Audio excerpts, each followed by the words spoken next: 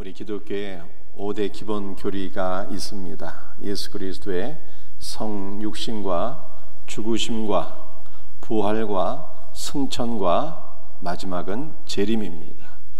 지난 부활절 때 그리스도의 죽음과 부활과 승천에 관한 것을 세 가지를 말씀드렸어요. 오늘 본문 말씀은 예수 그리스도의 재림에 관한 말씀입니다.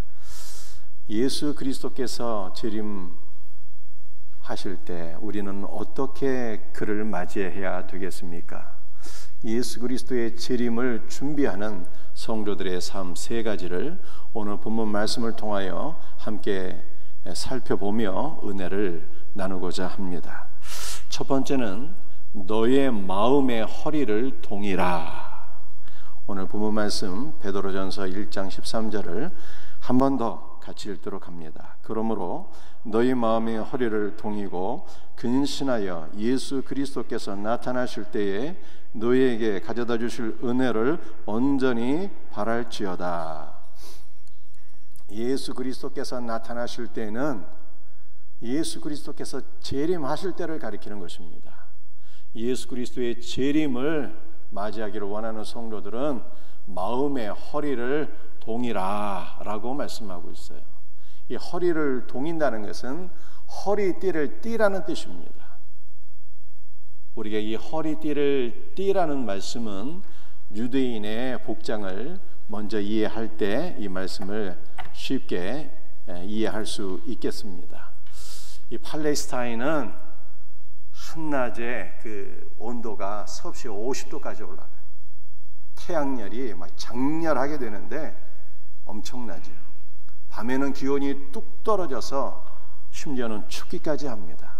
그래서 유대인들은 태양의 열기로부터 몸을 보호하기 위하여, 또 밤에는 이불로도 사용하기 위하여 겉옷을 걸치게 되는데, 유대인의 겉옷은 마치 롱코트죠. 전신을 휘감게 되는 거예요. 그런데 유대인들이 이렇게 겉옷을 걸치고 길을 걸어가거나 일을 할 때는 이 겉옷이 무엇인가 걸리적거려요. 몸을 보호하기는 좋은데 긴 겉옷은 걸리적거려서 보행할 때나 일을 할 때는 허리띠를 동여매지 않으면 안 되는 것입니다. 우리가 성경 말씀을 보게 되면 유대인들이 길을 떠날 때 허리띠를 동여맸다라고 하는 이 말씀이 있죠. 구약 성경 출애굽기 12장 11절 말씀을 함께 같이 읽도록 합니다. 너희는 그것을 이렇게 먹을지니 허리에 띠를 띠고 발에 신을 신고 손에 지팡이를 잡고 급히 먹으라. 이것이 여호와의 유월절이니라. 애굽에 장자의 재앙이 임했습니다. 이 장자의 재앙으로 오늘은 우리 말씀을 띄우는 스크린이 없어요. 그래서 주보에 교환이 첨부되어 있습니다. 여러분들이 교환을 이렇게 보시면서 말씀을 경청하시면 좋겠습니다. 이 장자의 재앙으로 인해서 바로의 장자로부터 짐승의 첫 새끼까지 모든 첫것은 다 죽게 되었습니다. 장자의 재앙으로 인해서 바로가 드디어 하나님께 두 손 들고 항복하게 되었어요. 그러므로 이스라엘이 애굽을 떠나는 출애굽의 역사가 있게 되었습니다. 이스라엘이 출애굽하던 그날 밤에 각 가정마다 어린 양 한 마리를 불에 구워서 온 식구들이 다 통째로 먹었어요. 여러분들 이 말씀 제가 전에 한번 설명드린 기억이 나는데 여러분도 기억나십니까? 어린 양은 생명의 양식이 되신 예수 그리스도요. 불에 구워 먹으라고 하는 것은 성령의 은혜 가운데 생명의 양식이 되시는 예수 그리스도를 우리가 먹어야 된다는 거예요. 이것을 달리 설명드리면 성령의 조명으로 생명의 양식인 성경 말씀을 창세기 1장부터 계시록 22장까지 단 하나도 남기지 말고 통째로 우리가 먹어야 영적인 힘을 얻어서 천국을 향하여 행진할 수 있다는 뜻입니다. 이스라엘이 출애굽하던 그날 밤에 어린 양 한 마리를 불에 구워서 통째로 먹었는데 서서 먹었어요. 허리띠를 띠고 신발을 신고 먹었습니다. 허리에 띠를 띠고 신을 신고 먹었다는 것은 뭔가 길 떠날 채비를 다 마치고 어린 양을 먹었다는 거예요. 지금 이 장제 재앙으로 애굽을 떠나야 되는데 이스라엘은 어디에서 떠나서 어디로 가는 것입니까? 애굽을 떠나서 하나님께서 약속하신 땅 가나안으로 가는 거예요.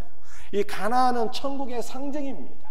그러므로 천국을 향하여 행진하는 자들은 누구나 예외 없이 허리띠를 띠고 어린 양을 먹어서 그 힘으로 가야 된다는 거예요.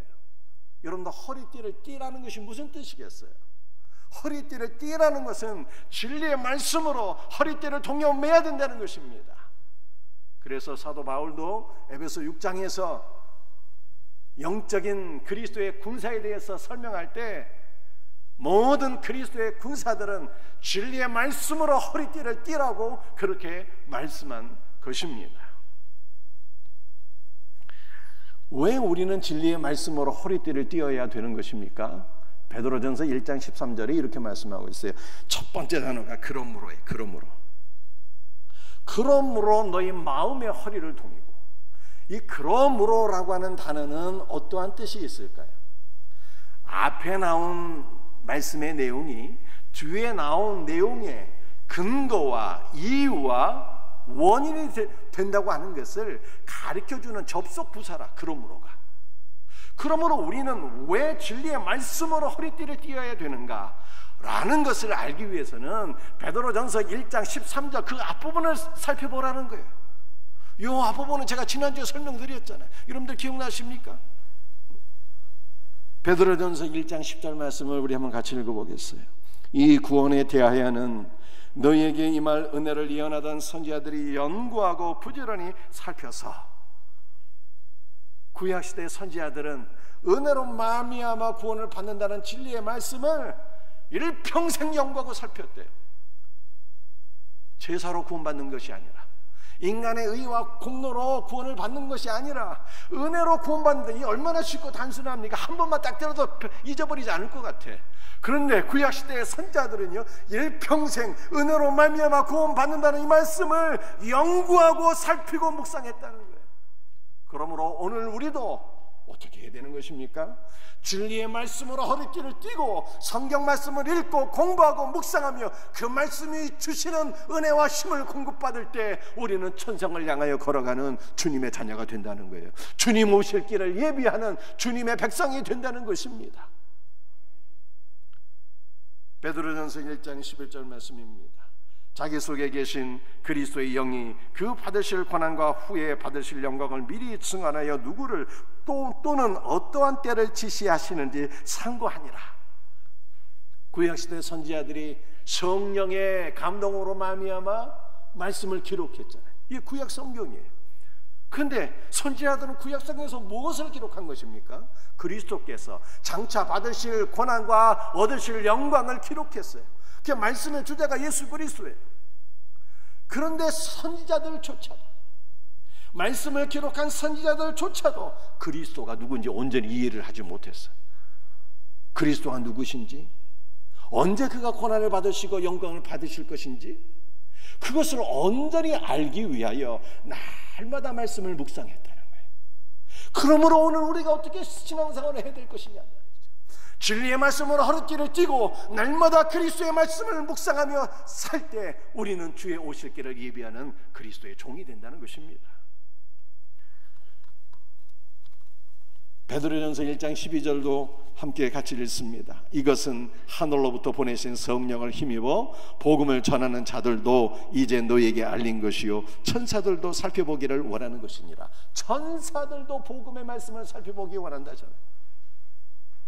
예수 그리스도의 피의 능력을 주시하며 천사들이 그리스도의 보혈의 능력을 인하여서 하나님께 감사와 찬송과 영광을 돌린다고 성경에 말씀하고 있어요. 그러므로 우리도 진리의 말씀으로 허리띠를 띠고 말씀을 묵상하며 말씀 안에서 그리스도의 피의 공로를, 피의 능력을 묵상하며 간구하며 누리며 살아야 된다는 것을 성경에 말씀하고 있습니다. 사랑하는 성도들이요, 단 한 명의 예외도 없이 모든 믿음의 조상들은 진리의 말씀으로 허리띠를 띠고 신앙생활을 했어요. 단 한 명의 예외도 없었습니다. 여러분들은 진리의 말씀으로 지금 허리띠를 띠고 있습니까? 그분의 말씀을 읽고 묵상하며 말씀해 주시는 은혜 가운데 살아가고 있습니까? 이 은혜가 있어야 천성을 향하여 우리는 나아갈 수 있고 재림하시는 예수 그리스도를 맞이할 준비를 할 수 있다는 거예요. 두 번째, 우리가 다시 오실 예수 그리스도를 어떻게 맞이할 수 있을까? 근신하라입니다. 근신하라. 베드로전서 1장 13절 다시 읽겠습니다. 그러므로 너희 마음의 허리를 동이고 근신하여 예수 그리스도께서 나타나실 때에 너희에게 가져다 주실 은혜를 온전히 바랄지어다. 그리스도의 재림을 맞이하는 성도들은 첫 번째는 진리의 말씀으로 허리띠를 동이고 두 번째는 근신해야 돼요. 근신한다는 것은 모든 일에 절제한다는 뜻입니다. 우리는 무엇보다 우리의 감정을 절제할 줄 알아야 돼요. 최근에 미국에서 아주 끔찍한 사건이 하나 일어났습니다. 피터스라고 하는 10살짜리 여자아이가 있는데 이 여자아이를 성폭행하고 죽인 거예요. 그런데 그 아이를 죽인 용의자가 잡히게 되었는데 그 용의자는 14살짜리 그의 사촌 오빠였어요. 사촌 오빠가 자기 여동생을 죽인 거예요. 그런데 성경을 보니까 이와 비슷한 일이 있었더라고요. 다윗에게 여러 아들들이 있었는데 첫째 아들의 이름이 암논이에요. 암논. 그런데 이 암논에게 배다른 여동생이 있었습니다. 그 배다른 여동생의 이름이 다말이에요. 근데 이 다말은 너무 아름다운 여인이라 암논이 사랑해서는 안 되는 자기 여동생을 사랑하게 되었어요. 너무 사랑해서 상사병에 걸렸습니다. 알아누운 암논에게 질이 좋지 않은 친구가 있었어요. 그 친구의 이름이 요나답이에요. 암논은 요나답의 잘못된 조언을 듣고 자신을 병문안하러 온 다말을 성폭행합니다.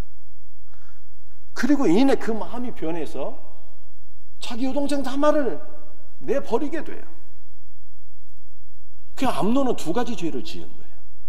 첫 번째는 성폭행하는 죄를 지었고 두 번째는 그 사랑의 감정이 변하여 미움이 되어서 여동생을 내쫓은 것이죠. 여러분들, 인간의 감정은 이처럼 쉽게 변합니다. 사랑이 변하여 미움이 돼서 쫓아버리잖아요. 타락한 인간은 늘 감정이 절제가 안 돼요.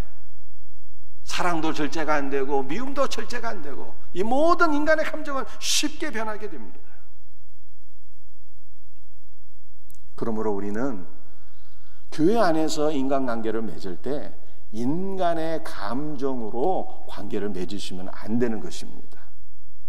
지금은 좋은데 인간의 감정은 곧 변해서 곧 미워하게 된다니까요. 우리는 관계를 맺을 때 변함이 없는 그리스도의 사랑으로 사랑하셔야 돼요. 그래야 우리는 한결같은 사랑을 베풀 수가 있는 것입니다. 그리스도 안에서 사랑해야 되기 때문에 교회 안에서 우리가 호칭하는 것도 인간적인 호칭은, 사적인 호칭은 별로 좋지를 않아요. 이름을 부른다든지 야자 한다든지 아니면 언니 동생 하는 거, 이게 별로 좋은 호칭이 아닙니다. 왜 그럴까요? 언니 동생 할 때 친근감을 나타내고 표시할 수 있는데 그 관계 속에 들어오지 못한 사람들에게는 거리감을 느끼게 하는 거예요. 그래서 사적인 호칭은 좋은 것이 아닙니다. 교회 안에서는요, 공적인 호칭을 사용하셔야 돼요. 형제 자매님, 그리스도께서 우리를 다 형제 자매 되게 하셨잖아요. 형제 자매님, 집사님, 권사님, 이런 공적인 호칭이 얼마나 좋습니까? 공적인 호칭을 사용하셔야 돼요. 그리스도의 재림을 맞이할 성도들은 절제해야 되는데 감정의 절제가 있어야 됩니다. 한결같아야 하고 기복이 있으면 안 됩니다. 어떤 분들은 하나님께서 형통의 복을 주시면 아멘 할렐루야 하면서 막 하나님 찬송하고 영광을 돌려드리는데 조금만 어려운 일이 생기게 되면 하나님 차라리 죽는 것이 낫겠습니다. 나를 죽여주세요. 그렇게 한다. 지나치게 감정의 기복이 심한 것은요, 그 유아적인 신앙입니다. 어떤 날은 예수님과 기도하고 또 어떤 날은 마귀가 기도해. 이러면 안 된다는 거예요. 누가 그랬을까요? 베드로 전서를 기록한 베드로가 그랬어요. 베드로는 가이사랴 빌립보에서 신앙을 고백했습니다. 주는 그리스도시요 살아계신 하나님의 아들입니다. 고백을 하니까 예수님 너무 기뻐해가지고 막 칭찬해 주시고 축복하셨거든요. 그런데 바로 그때 예수님께서 한 가지 예언을 하셨어요. 인자가 예루살렘에 올라가서 많은 고난과 죽음을 당하고 제3일에 다시 살아나야 하리라, 이렇게 예언을 하셨는데, 그때 베드로가 그 말씀을 듣고 몹시 분개하면서, 이 원문을 보게 되면 예수님이 막 꾸짖고 책망했어요. 주님께 이러한 일이 일어나지 않으리이다 라고 말씀했습니다. 당신이 정말로 예루살렘에 올라가서 십자가를 진다면 내가 가만히 있지 않겠습니다. 내가 당신의 길을 가로막겠습니다. 이런 뜻이었어요. 십자가의 길을 가로막은 베드로를 예수님께서 뭐라고 하셨습니까? 사탄아 내 뒤로 물러가라 라고 말씀하셨어요. 베드로는 은혜 받을 때는 막 충만해서 예수님과 기도했는데 은혜 떨어지면 인간적인 생각에 사로잡혀서 마귀 같고 그랬습니다. 성숙한 신자의 모습이 아닌 거예요.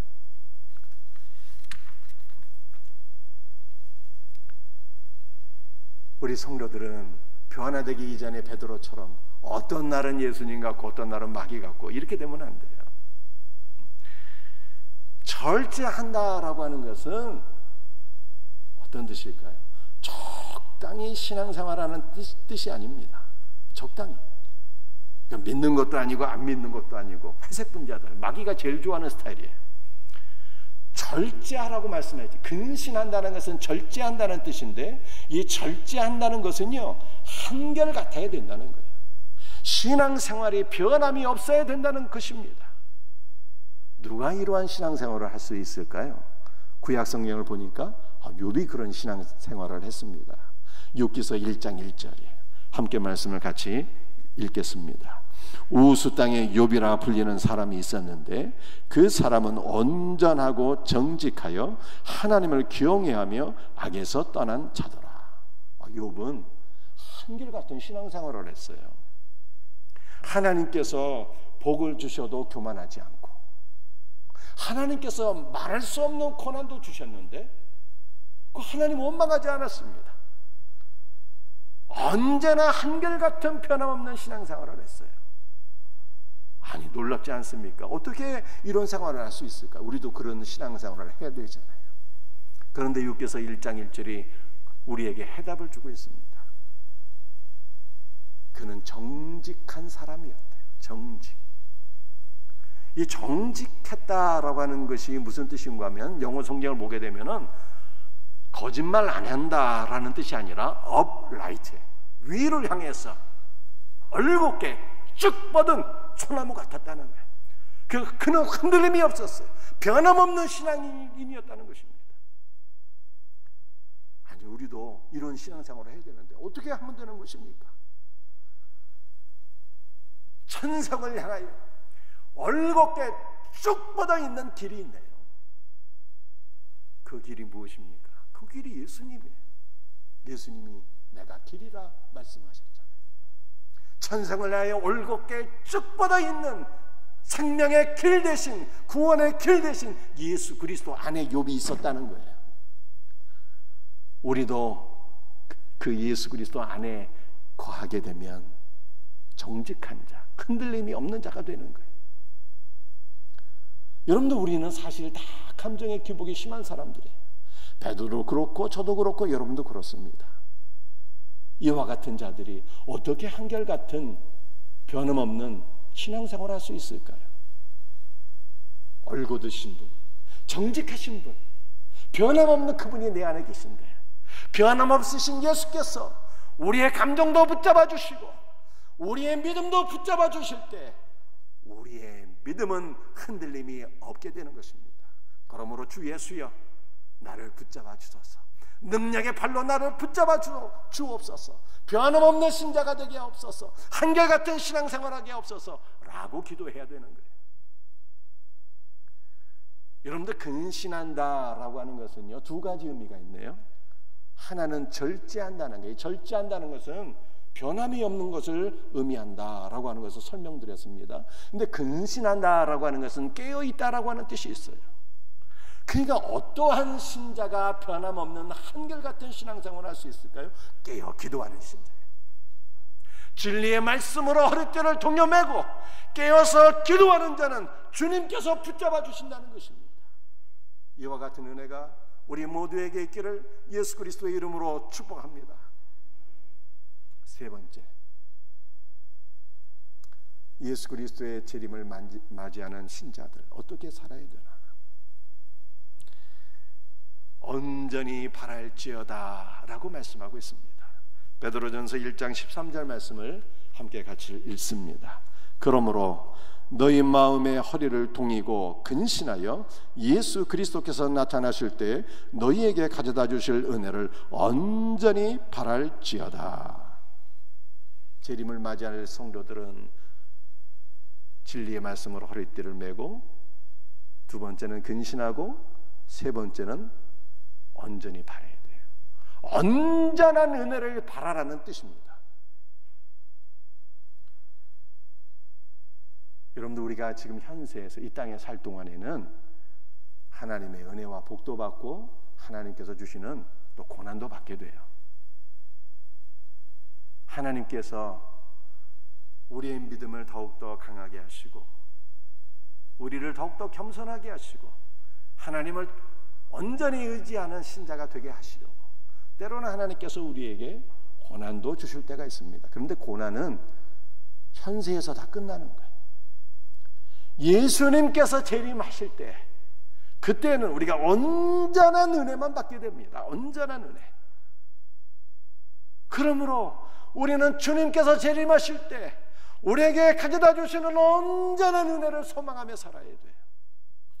그 온전한 은혜란 과연 무엇을 의미하는 것입니까? 우리 세 가지를 간단하게 살펴보겠어요. 첫 번째는 완전한 구원이에요. 완전한 구원.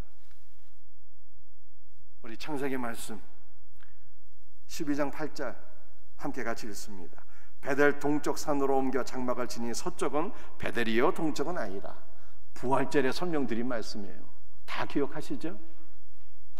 아브라함이 가나안 땅에 들어왔을 때 세겜에 갔는데 세겜에는 가나안 원주민들이 있어서 세겜 땅에서 장소를 옮겨서 장막을 치게 되었는데 아브라함이 장막을 친 곳은 아이와 베델 사이였더라.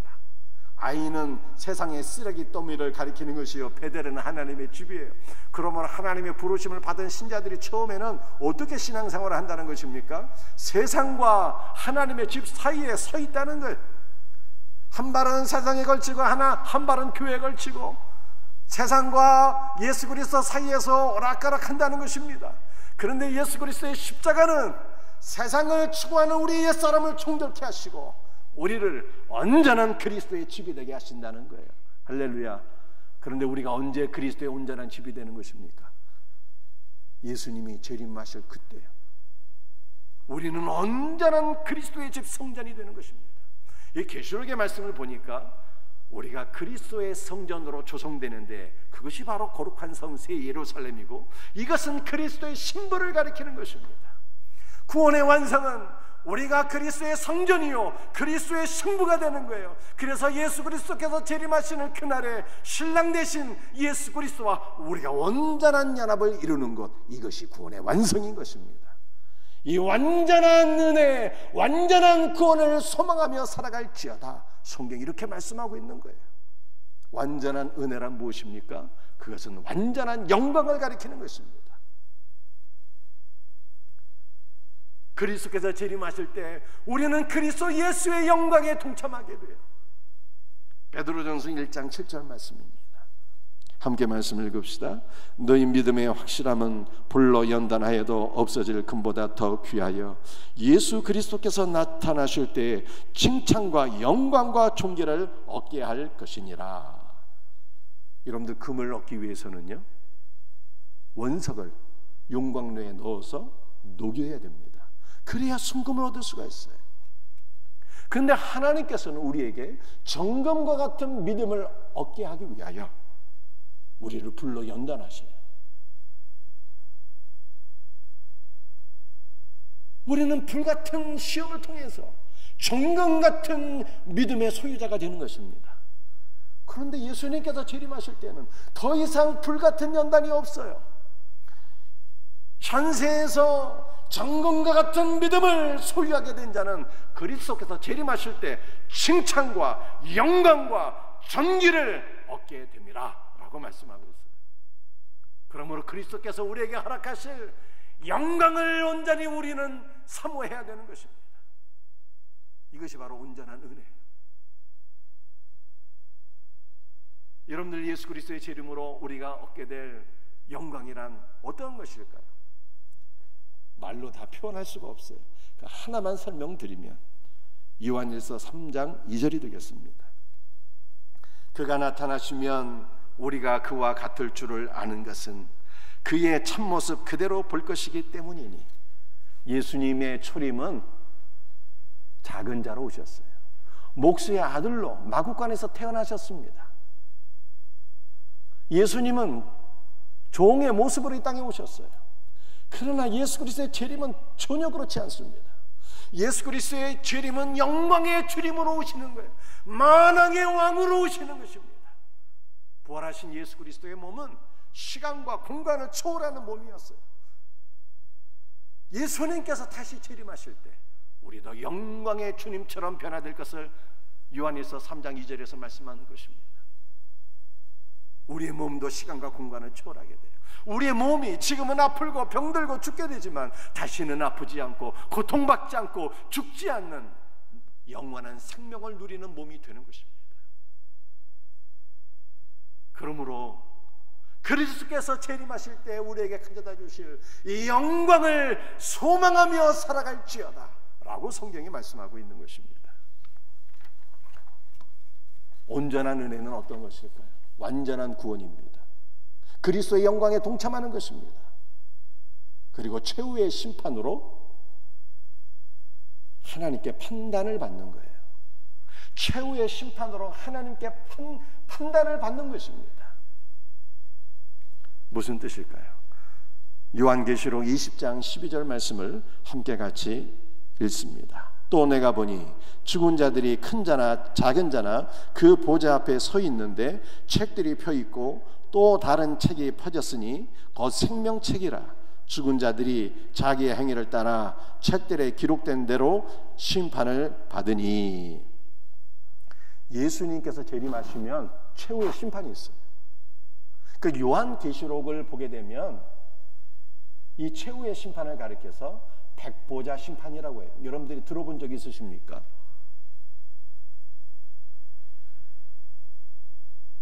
모든 죽은 자들이 그리스도의 재림으로 다시 살아나서 신보좌 위에 앉으신 어린 양 예수 그리스도 앞에서 최후의 심판을 받게 되는 것입니다. 그런데 어린 양 예수 그리스도의 그 보좌 앞에는 책들이 펼쳐 있게 돼요. 이 책들의 이름은 행위책인 것입니다.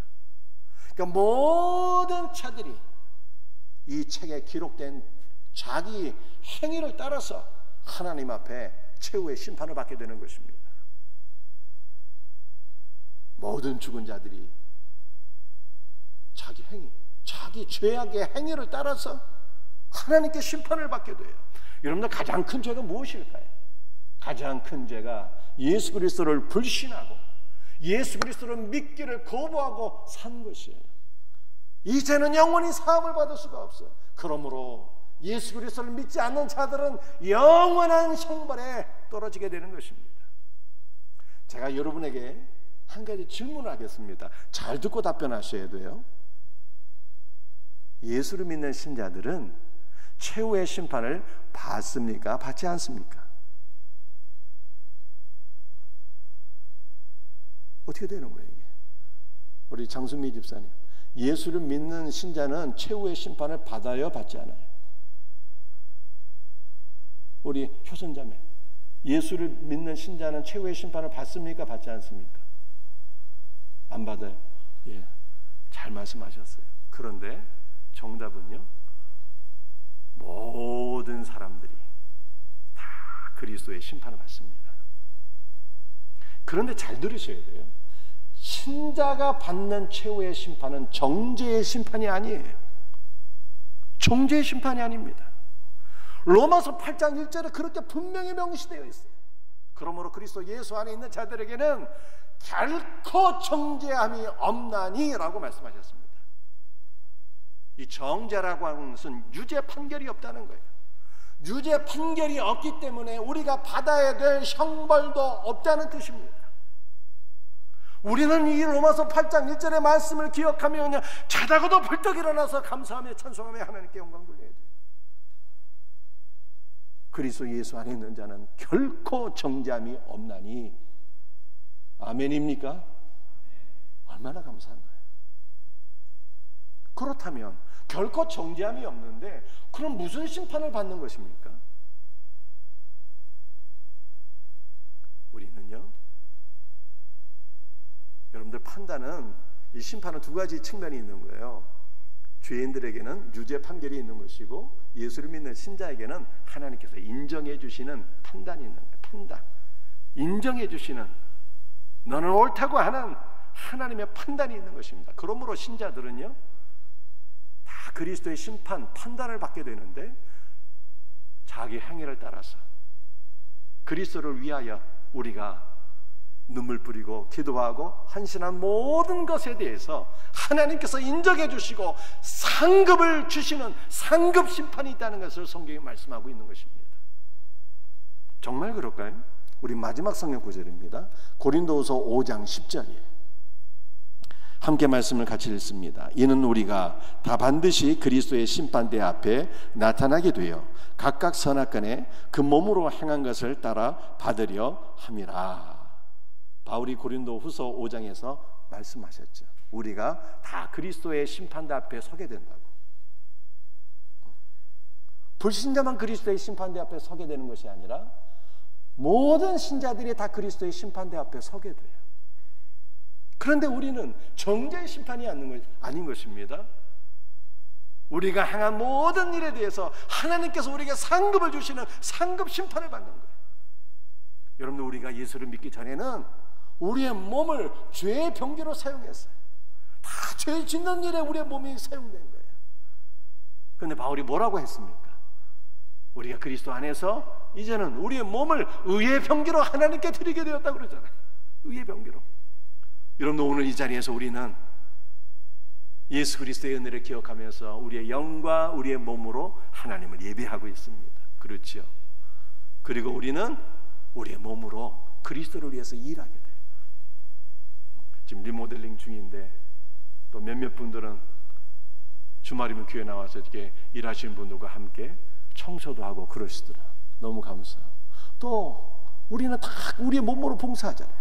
셀리더도 하고 주일학교 교사도 하고 안내도 하고 성가대도 하고 찬양단도 하고 방송실에 섬기고 차량으로 섬기고 다 그리스도를 위하여 우리의 몸을 들여서 봉사하잖아요.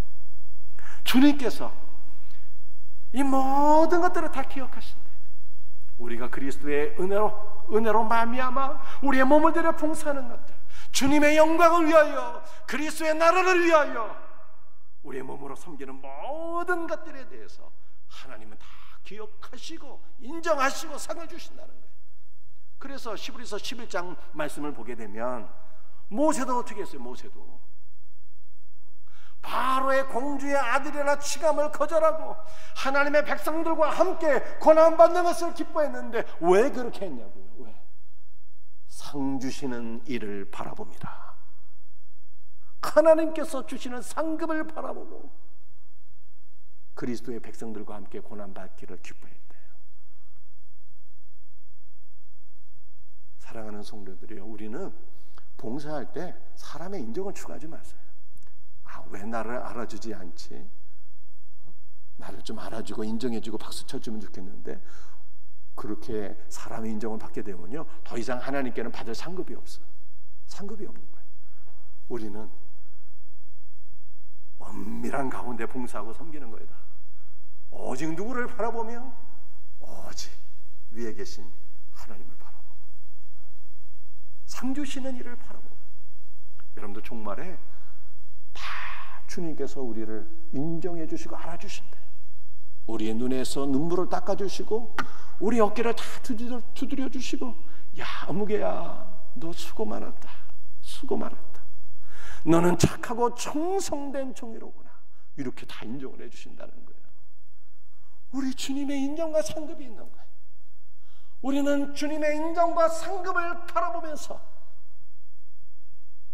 이 땅에서 그리스도의 재림을 맞이할 준비를 하는 거예요. 주님 맡겨주신 사명에 충성된 삶을 살아가는 것입니다. 여러분들, 이것이 바로 온전한 은혜를 바라보는 거예요. 완전한 구원, 그리스도의 영광에 동참할 것을 바라보고 주님이 주시는 상급을 바라보면서 그리스도의 재림을 맞이할 준비를 할지어다 라고 성경이 말씀하고 있는 것입니다. 말씀을 마치도록 하겠습니다. 그리스도의 재림을 맞이할 성도들 세 가지 기억나시죠? 어떻게 맞이해야 돼요? 진리로 허리띠를 띠고, 두 번째는 근신하고, 세 번째는 온전한 은혜를 바라볼지어다. 이 세 가지로 그리스도의 재림을 맞이하며 살아갈 수 있는 우리 복된 성도들이 다 되시기를 예수 그리스도의 이름으로 축복합니다. 기도하시겠어요? 주님 감사합니다. 다시 오실 예수 그리스도를 찬송하고 소망합니다. 진리의 말씀으로 허리띠를 매게 하시고 깨어 근신하는 자들이 되게 하시고, 그러므로 그리스도 예수 안에서 변함없는 신자가 되게 하시고, 주님께서 우리에게 허락하실 온전한 은혜를 소망하며 살아가게 하여 주시옵소서. 주 예수 그리스도의 이름으로 감사하며 기도합니다. 아멘.